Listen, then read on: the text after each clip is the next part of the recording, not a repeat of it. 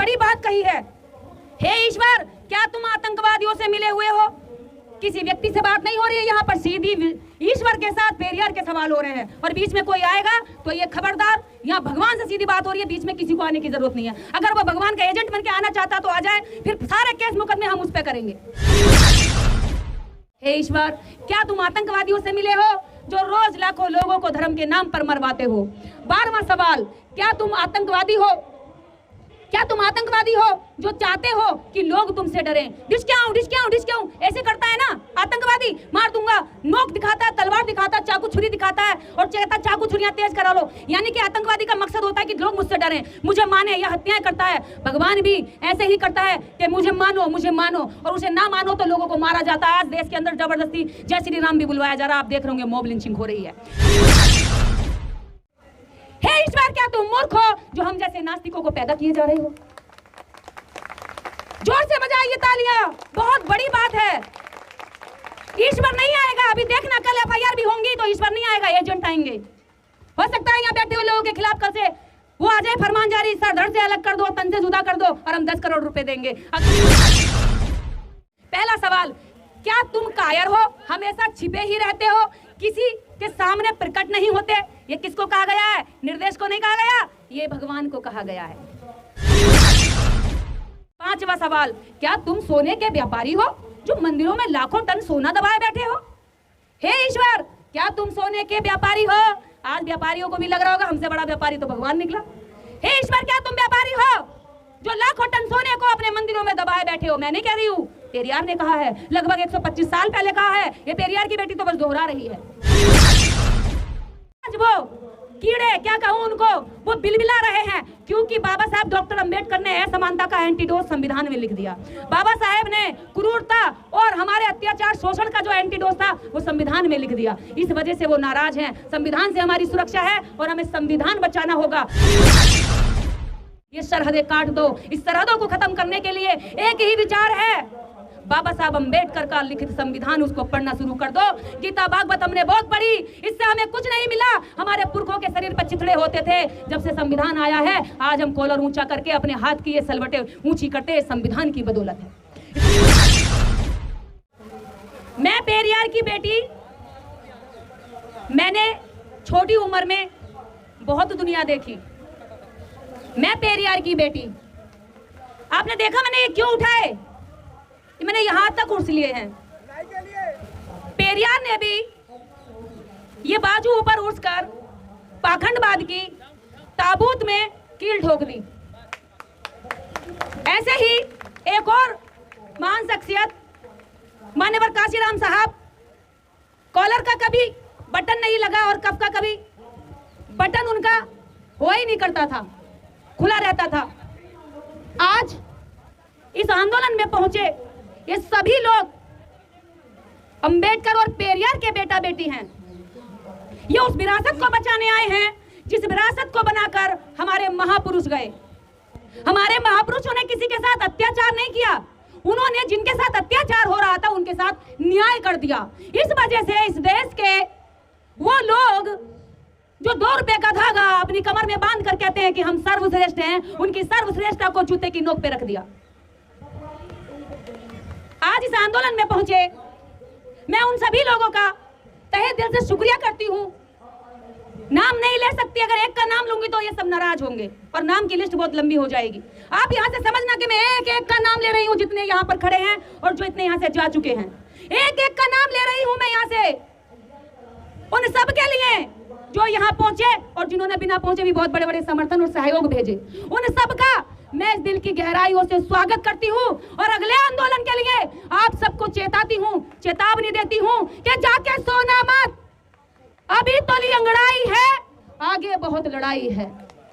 सोना नहीं है, ना मैं सोऊंगी और ना मैं तुम्हें सोने दूंगी, ना मैं डरूंगी और ना मैं तुम्हें डरने दूंगी, ये मेरा वादा है तुमसे। तो मंच पर जितने अतिथि उपस्थित थे, ये वो अतिथि नहीं थे, ये वो अतिथि थे जिन्होंने गांव-गांव जाकर, ये वो सारे अतिथि हैं जो एक रात पहले गांव-गांव जाकर लोगों को समझा रहे थे हम आपके मुद्दे की लड़ाई लड़ रहे हैं। ये वो अतिथि नहीं है कॉलर संभाल कर आगे गई दूर से गाड़ी में बैठकर। ये सारे वो जमीनी अतिथि थे जिन्होंने इस देश के दर्द को अपना दर्द मानकर रातों की नींद खोई है। तो मैं इन सबका तहे दिल से शुक्रिया अदा करती हूँ और इस आंदोलन की नींव बताती हूँ कैसे उत्पन्न हुआ, ये कैसे जन्मा।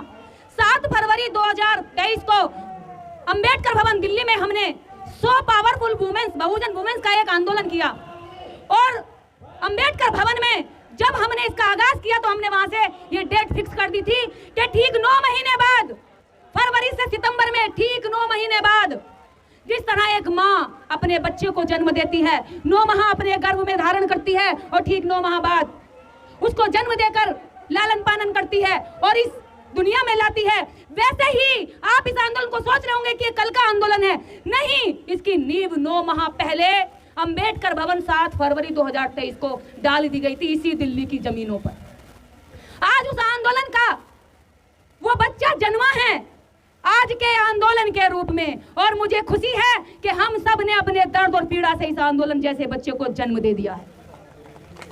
जिस तरह हम अपने बच्चे को लालन पालन करते हैं, जिस तरह हम अपने बच्चे की दवाई करते हैं, खर्चा करते हैं, पैसा लगाते हैं, ऐसे ही इस देश के हर उस व्यक्ति को मैं कह देना चाहती हूँ जो भूमिहीन है, जो सताया गया है, जिस पे जातिवाद की तलवार चली है, जो हमेशा नोक पे रखा गया है, जो हमेशा सामंतियों का शिकार रहा है, उनसे कह देना चाहती हूँ एक आंदोलन के रूप में एक छोटा बच्चा आज इस देश की राजधानी से इन महिलाओं ने अपने आंदोलन से सफल करके आपको यहाँ से दे दिया है। अब परवरिश करना आपकी बात है, आपकी बारी है।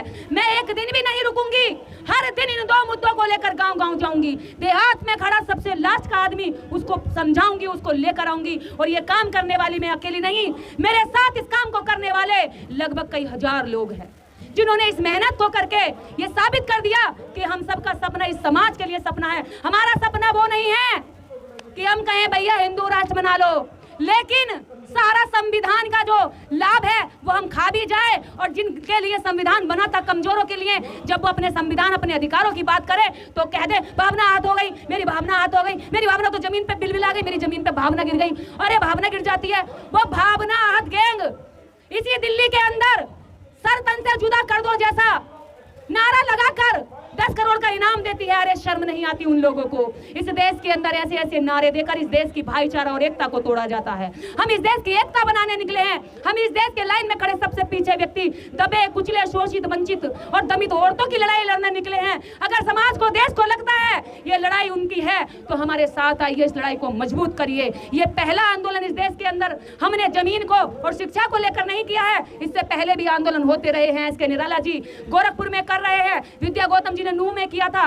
इन आंदोलनों को हम अब राष्ट्रीय स्तर पर मजबूत करने के लिए कमर कस चुके हैं। मैं आप सबसे अपील करूंगी कि संगठनों की लड़ाई छोड़ दो, अपने नाम की लड़ाई छोड़ दो, अपने चेहरे की लड़ाई छोड़ दो, मुद्दों की लड़ाई लड़ो। मुद्दों की, जब मुद्दों की लड़ाई लड़ोगे तो आपकी जीत हासिल होने लगेगी। केवल दुश्मन की बुराई करने से आप नहीं जीत हासिल कर सकते, आपको दुश्मन से अच्छी चीजें सीखनी भी पड़ेंगी और अपनी बुराइयां खत्म भी करनी पड़ेंगी।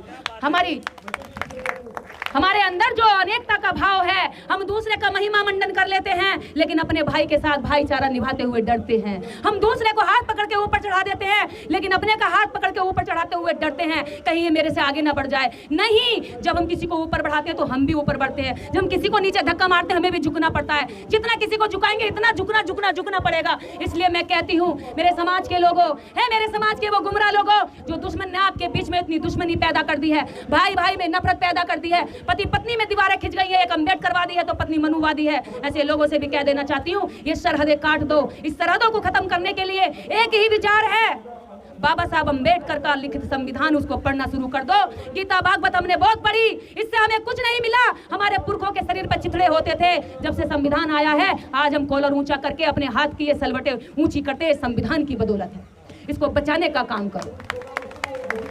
इस समाज की जितनी महिलाएं यहाँ आई हैं, ये महिलाएं किसी की प्रायोजित भीड़ नहीं है, ये अपनी रोटी बांध के लाई हैं, अपने घर से पानी लाई हैं। ये वो लोग हैं जो अपना 10-10 रुपया गांठ का किराया खर्च करके यहाँ तक पहुंची हैं। ये वो महिलाएं हैं जिन्होंने जैसे अपने बच्चों के लिए फीस जमा करती हैं वैसे इन्होंने आज इस आंदोलन के लिए पैसा जमा किया था। और मैं इनसे ये आश्वासन नहीं, पूरा विश्वास दिलाती हूँ अगर इसी तरह से आप लड़ाई लड़ती रही तो अगला आंदोलन हम बहुत मजबूत करेंगे। और मैं वादा दिलाती हूँ अगली बार जब आंदोलन होगा तो निर्देश अपनी मांगे पूरी करवा कर ही दिल्ली से हटेगी।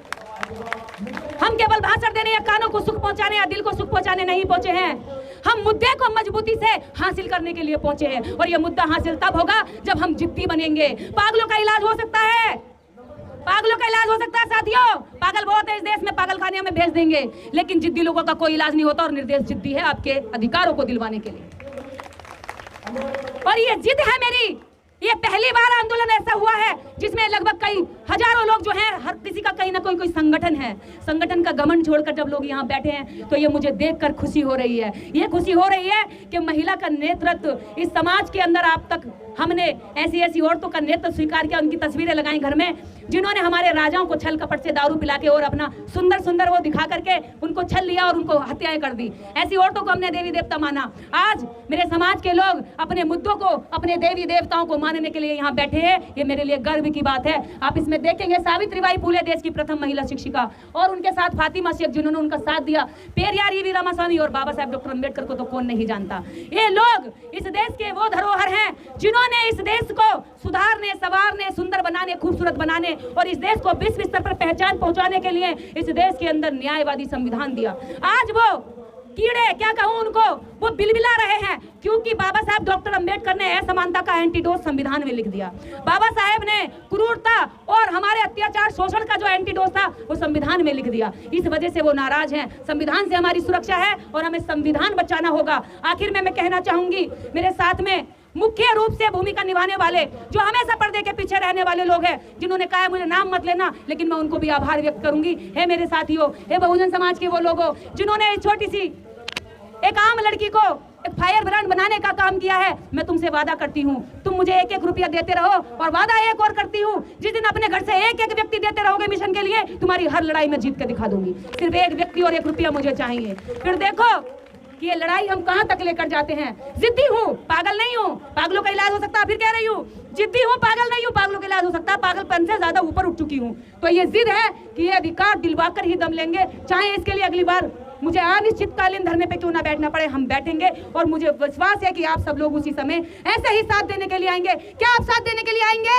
हाथ ऊपर उठा के, दोनों हाथ ऊपर उठा के बताएं, क्या सारे लोग साथ देने के लिए आएंगे? क्या हम जमीनों के हकदार हैं? जो जमीन सरकारी है, अरे जो जमीन सरकारी है, हमें बदनाम किया जाता है कि देखो डॉक्टर अम्बेडकर ने इधर उंगली दिखा दी, वो जमीन तुम्हारी है। आज तक हमें जमीन ही नहीं मिली। हमारे तो मकान बनाने को जमीन नहीं है, खेत जोतने को जमीन नहीं है, भैंस चराने को जमीन नहीं है, भैंसों के लिए चारा उगाने को जमीन नहीं है। दूसरों के खेतों में हमारी बहन बेटियां जाती है, उनके साथ शोषण होता है। दूसरों के खेत में हमारे लोग मजबूरी में मजदूरी करते हैं, उनके साथ उनसे बेगारी कराई जाती है। क्या हम इस देश के बासिंदे होकर के इस देश पे हमारा कोई हक नहीं है? केवल हम इस देश में हाथ फैलाकर भीख मांगते रहे? शिक्षा के मामले में इस देश के अंदर सबसे ज्यादा शोषण हमारे लोगों का हो रहा है। जो इस देश के अंदर वोट परसेंट ज्यादा है, जिसकी संख्या ज्यादा है, जो तुम्हारे मंदिरों में घंटा बजाकर दुनिया भर का करोड़ों रुपया दान देता है, जो तुम्हारे यहाँ वोट देकर के तुम्हें नेता बनाता है, जो तुम्हारी कंपनियों, फैक्ट्रियों, सड़कों और ये भवनों बनाने में अपना श्रम देता है, उस व्यक्ति का, उस समाज का, उस लोगों का तुमने जी भर के शोषण किया। और तुम्हारी आगे भी यही मनसा है, लेकिन हमारी आंखें खुल चुकी हैं। अगर नहीं खुली तो हम खोलेंगे उनको, हम जाकर जगाएंगे कि ये जो अत्याचार हमारे साथ हो रहा है, तुम्हारा बच्चा अलग स्कूल में इंग्लिश पढ़ेगा और हमारा बच्चा अलग स्कूल में हिंदी पढ़ेगा। तुम अपने बच्चे को कहां से कबूतर, हमारे बच्चे को कहां से कबूतर पढ़ाओगे और अपने बच्चे को कहां से कंप्यूटर पढ़ाओगे? ये गद्दारी नहीं चलेगी। तुम हमारे बच्चे को हाथ से हल चलाओगे और अपने बच्चों को हाथ से हेलीकॉप्टर पढ़ाओगे, ये धोखाधड़ी अब नहीं चलेगी। तुम्हारा बच्चा हेलीकॉप्टर पढ़ता है तो हेलीकॉप्टर में बैठने के सपने देखता है, हमारे बच्चे को हल का सपना दिखा दिया और उससे कह दिया तू किसान बन जा। लेकिन किसान भी किसका? जमीन का मालिक कोई और, तू हल चलाता रहे और बूढ़ा होकर एक दिन मर जा। ऐसे वादों के साथ, ऐसी झूठी बातों के साथ हमें अब आंखें खोलनी होंगी, हमें जागना होगा। और साथ ही साथ एक बात और यहाँ से आह्वान करती हूँ, इस देश के अंदर, इस दिल्ली के अंदर जो इस मंच का आयोजन किया है, इस मंच के आयोजन में बहुजन बेटियों का हाथ है। इन बहुजन बेटियों को जो कहा करते थे कि ये तो शोषण के लिए बनी है, तो कीड़ी मकोड़ी, इनका तो कोई हक नहीं है, इनको क्या करना है, ये तो जब जवान होंगी तो हमारे हवस का शिकार बनेंगे। ऐसे लोगों के सामने मैं कह देना चाहती हूँ कि ऐसी ऐसी बेटियां अपने अपने जनपद में हजारों तैयार कर रही हैं। तुम्हारी नाक में न दम हो जाए तो कह देना। ऐसी ऐसी बेटियां तैयार करूंगी जिनको तुमने हमेशा कीड़ी मकोड़े समझा, उनको इतना बहादुर और बलवान बना के खड़ा करूंगी कि वो तुमसे सवाल करेंगे। अभी का सवाल नहीं, 5000 वर्षों का हिसाब करेंगे। और जब 5000 वर्षों का हिसाब होगा तो तुम पैर से लेकर सर तक हमारे कर्ज में डूबे निकलोगे, तुम हिसाब में कहीं पूरा नहीं कर पाओगे। तो मैं अब आखिर में अपनी बात को समाप्त करते हुए पेरियार की जयंती पर आप समस्त देशवासियों को हार्दिक बधाई और पेरियार को नमन करती हूं। और पेरियार को नमन करने के लिए मैं उनके 15 सवाल यहां से दोहराती हूं। पेरियार की बात है तो पेरियार के 15 सवाल तो होने ही चाहिए, जिनके 15 सवाल सुनकर मैं क्या कहूं कि जिनके 15 सवाल सुनकर अभी कब कभी छूट जाएगी। हो सकता है कि यहां से पूरे देश के अंदर कल तहलका मच जाए। वो पेरियार के 15 सवाल पेरियार की बेटी बोलेगी। पेरियार का पहला सवाल, जितने यहाँ मोबाइल है सब रिकॉर्ड कर लें, यह ऐतिहासिक पल होने जा रहा है। पेरियार से कांपने वाली जो धूल में धसे हुए मनुवादी है ना, वो भी थर्राने लगेंगे धूल की तरह। अभी देखना क्या होने जा रहा है। मैं पेरियार की बेटी, पेरियार के 15 सवाल दिल्ली से दोहराती हूँ। पहला सवाल, क्या तुम कायर हो, हमेशा छिपे ही रहते हो, किसी के सामने प्रकट नहीं होते? ये किसको कहा गया है? निर्देश को नहीं कहा गया, ये भगवान को कहा गया है। दूसरा प्रश्न, हे ईश्वर, क्या तुम्हें खुशामद पसंद है, अपनी तारीफ पसंद है, दान दक्षिणा पसंद है, जो लोगों से दिन रात पूजा अर्चना करवाते रहते हो? दूसरा सवाल हो गया। तीसरा सवाल, क्या तुम सदैव भूखे रहते हो, जो लोगों से मिठाई, दूध, हलवा, पूड़ी, खीर, घी खाते ही रहते हो? चौथा सवाल, क्या तुम मांसाहारी हो, जो लोगों से निर्बल पशुओं की बलि चढ़वाते हो? चौथा सवाल अहम सवाल है, हे ईश्वर, क्या तुम मांसाहारी हो, क्या तुम जानवरों की आंत तोजड़ी खाते हो, जो हमेशा तुम बलि मांगते हो और निर्बल दुर्बल पशुओं की बलि चढ़ा करके तुम अपने आप को खुश करवाते हो? पांचवा सवाल, क्या तुम सोने के व्यापारी हो, जो मंदिरों में लाखों टन सोना दबाए बैठे हो? हे ईश्वर, क्या तुम सोने के व्यापारी हो? आज व्यापारियों को भी लग रहा होगा हमसे बड़ा व्यापारी तो भगवान निकला। हे ईश्वर, क्या तुम व्यापारी हो, जो लाखों टन सोने को अपने मंदिरों में दबाए बैठे हो? मैं नहीं कह रही हूँ, पेरियार ने कहा है, लगभग 125 साल पहले कहा है। ये पेरियार की बेटी तो बस दोहरा रही है। इसके आगे सुनिए, हे ईश्वर, क्या तुम व्यभिचारी हो, बलात्कारी हो, जो तुम मंदिरों में देवदासियों को रखते हो और उनकी हड्डियां नन्ही नन्ही उम्र में उनका शोषण करते वक्त तोड़ देते हो? पेरियार कह रहे हैं, मैं नहीं कह रही हूँ। सातवां सवाल, ईश्वर, क्या तुम कमजोर हो, जो रोजाना होने वाले बलात्कारों को बिल्कुल नहीं देख पाते, अंधे हो? पेरियार कह रहे हैं, मैं नहीं कह रही हूँ। हे ईश्वर, क्या तुम मूर्ख हो? हे ईश्वर, क्या तुम मूर्ख हो, जो दुनिया के देशों में गरीबी भुखमरी होते हुए भी अरबों रुपए का अन्न, दूध, घी, तेल बिना खाए ही नदी नाले में और बहा देते हो, बर्बाद कर देते हो, संसाधनों का नाश कर देते हो? नौवां सवाल, हे ईश्वर, क्या तुम बहरे हो? हे ईश्वर, क्या तुम बहरे हो, जो बेवजह मरते हुए आदमी, बलात्कारी होती हुई मासूमों की आवाज नहीं सुन पाते? हे ईश्वर, क्या तुम बहरे हो, निर्देश यहाँ से चीख चीख के अपने समाज के अधिकारों की मांग करती है और तुम उनके अधिकार ही नहीं दे पाते? हे ईश्वर। 10वां सवाल, क्या तुम अंधे हो, जो रोज अपराध होते हुए नहीं देख पाते हो? अंधे भी हैं। इसके आगे 11वां सवाल, क्या तुम आतंकवादियों से मिले हुए हो? क्या बड़ी बात कही है। हे ईश्वर, क्या तुम आतंकवादियों से मिले हुए हो? किसी व्यक्ति से बात नहीं हो रही है यहाँ पर, सीधी ईश्वर के साथ पेरियार के सवाल हो रहे हैं और बीच में कोई आएगा तो ये खबरदार, यहाँ भगवान से सीधी बात हो रही है, बीच में किसी को आने की जरूरत नहीं है। अगर वो भगवान का एजेंट बन के आना चाहता तो आ जाए, फिर सारे केस मुकदमे हम उस पर करेंगे। इसके बाद, क्या तुम अंधे हो, जो अपराध को होते हुए नहीं देख पाते? क्या तुम आतंकवादियों से मिले हुए हो, जो रोज धर्म के नाम पर लाखों लोगों को मरवाते हो? हे ईश्वर, क्या तुम आतंकवादियों से मिले हो, जो रोज लाखों लोगों को धर्म के नाम पर मरवाते हो? 12वां सवाल, क्या तुम आतंकवादी हो, क्या तुम आतंकवादी हो, जो चाहते हो कि लोग तुमसे डरें? डिस्क्याऊं डिस्क्याऊं डिस्क्याऊं ऐसे करता है ना आतंकवादी, मार दूंगा, नोक दिखाता, तलवार दिखाता, चाकू छुरी दिखाता है और कहता चाकू छुरियां तेज करा लो। यानी कि आतंकवादी का मकसद होता है कि लोग मुझसे डरें, मुझे माने, यह हत्याएं करता है। भगवान भी ऐसे ही करता है कि मुझे मानो, और उसे ना मानो तो लोगों को मारा जाता है। आज देश के अंदर जबरदस्ती जय श्री राम भी बुलवाया जा रहा है, आप देख रहे होंगे, मॉब लिंचिंग हो रही है। इसका अगला सवाल, इसका अगला 13वां सवाल, क्या तुम गूंगे हो, जो एक भी शब्द नहीं बोल पाते, लेकिन करोड़ों तुमसे लाखों लोग सवाल करते और एक भी जवाब नहीं दे पाते?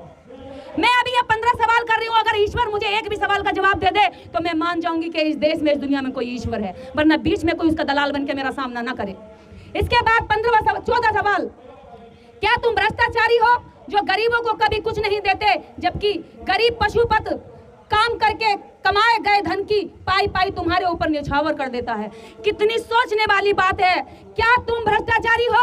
इस बात को अधिकारी कर्मचारी बहुत अच्छे से समझ रहे होंगे, क्योंकि जब हम काम करते हैं तो सरकारी योजनाओं में भ्रष्टाचार होता है। अमीर ले जाते हैं गरीब का कार्ड बनाकर, आज आज भी हजारों लोग ऐसे हैं जो नौकरियां कर रहे हैं। एक तो एमपी बन गई एससी का सर्टिफिकेट बना करके। तो भगवान भी मिला हुआ है इन भ्रष्टाचारियों के साथ कि इन्हें भ्रष्टाचार करने के लिए कहता है कि जा एससी का सर्टिफिकेट लगा ले, जो ओबीसी का सर्टिफिकेट लगा ले और इनका धन और इनकी सीट छीन के ले जा, इनको लूट के ले जा। तो ये सवाल भगवान से हो रहे हैं, भगवान क्या तुम भ्रष्टाचारी हो जो तुम सारे काम अमीरों के लिए करते हो और गरीबों के लिए कुछ नहीं करते हो?